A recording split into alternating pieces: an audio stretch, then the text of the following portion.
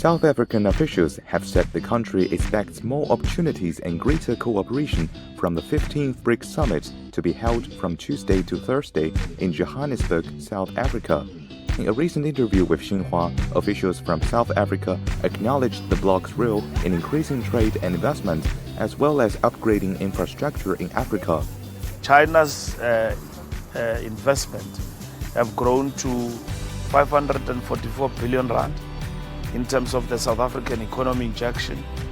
We're looking at the possibility of beneficiation out of this relationship between the two countries, such that this visit opened those possibilities in terms of the two countries.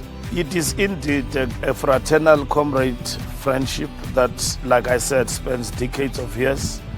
And we are very much delighted that we live to see that today, that this relationship is still stronger and stronger.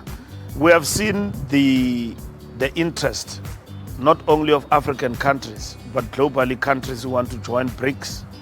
Then that says that BRICS is very important to the rest of the world.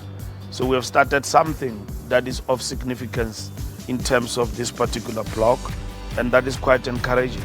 China has got really invested so much into infrastructure development in the entire continent. Most of our continent, if you compare it 10 years ago to what it is today, you see a lot of high-rise buildings, but most of all, you do know that when you invest in infrastructure, you definitely invest in job creation. We think that the world is changing. We are now getting into a multipolar world. BRICS being a multilateral or a plurilateral forum where we discuss issues of trade, but not only trade, but people-to-people relation.